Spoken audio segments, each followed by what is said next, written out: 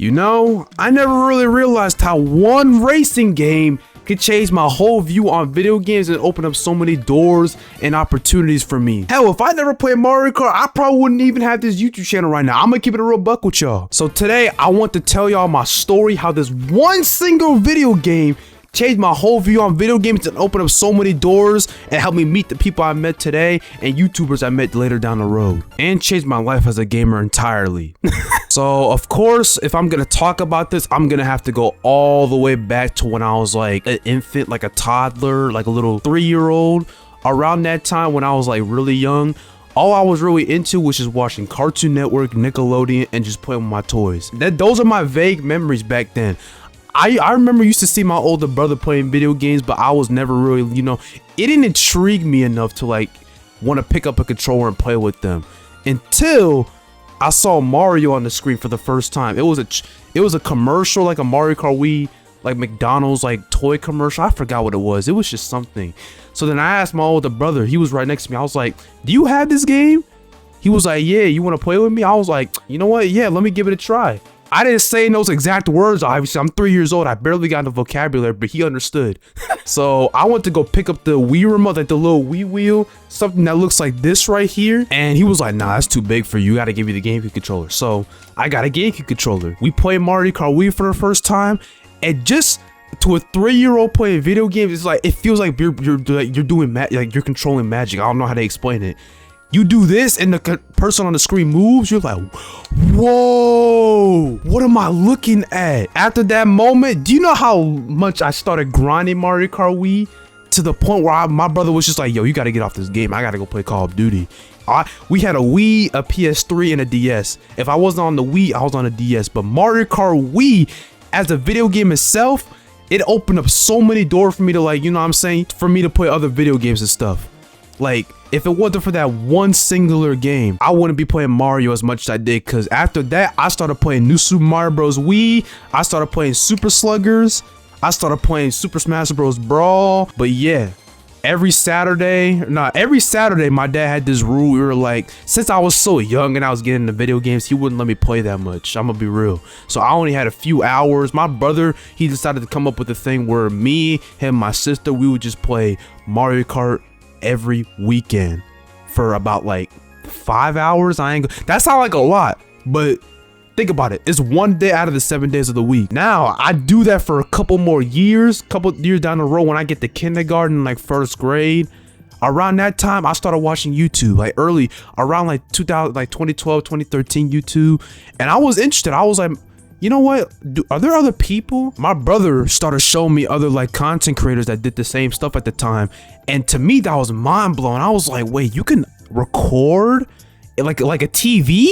Like how I'm watching cable? You can record and then actually, like, you know what I'm saying? Like upload that stuff. The idea of people just like making videos in general back then fascinated me. So I was just like, yeah, let me watch these people. I came across Kabata Money 456, Rewrite to Praise, Sully Palms, PK Spark, and Anime Bro Me. Those 5 YouTubers, right? Is it 5, 4, or 5? Those 5 Nintendo YouTubers right there. Ooh, I was on YouTube night and day. Especially Kobe. Kobe was the biggest one out of all of them I used to watch.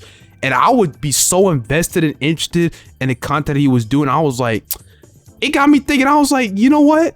Let me play. I want to do this when I grow up. Let me, like, when I get older and I get the better equipment.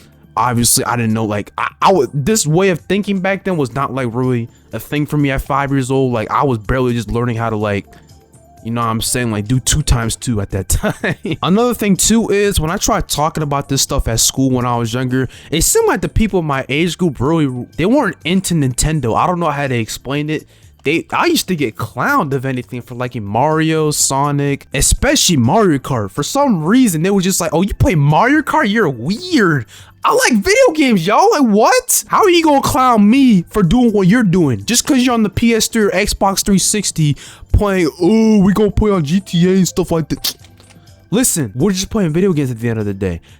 After that experience, that one experience at the lunch table, that one kid trying to make fun of me, I was like, you know what? Let me see what this PS3. I had a PS3 at the time, by the way.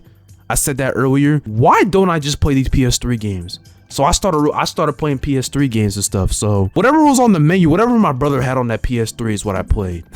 And it was fun. Don't get me wrong. I loved it. But none of them just felt the same as Mario. I don't know how to explain it. Not to downplay any like the PS3 or Xbox or PlayStation or Xbox games in general. I loved them. There's so many of my favorite games on there. But like any other kid, if the environment around you not playing Nintendo, you eventually start to phase out and you go to branch out to different games, which I did.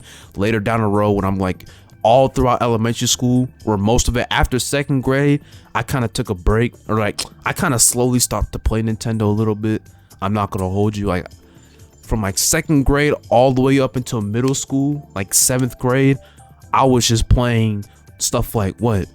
Okay, when I was in 2nd grade, it was stuff like 2K, COD, GTA. Rocket League was out in 2015, so I played that too. Games like that. However, during COVID, when everybody was locked down, I started to come across other people who were in the same generation as me, playing Mario and Sonic and stuff. Like the homies I play video games with today on my videos, Mank, RT, Nard, Radical, Jorah, Zuki, all those people that I just mentioned right now that are my homeboys to this day, I discovered all of their channels around that time. And when I saw RT for the first time, I was like, yo, I remember when I was a little kid, I wanted to do Mario and Sonic and stuff like this.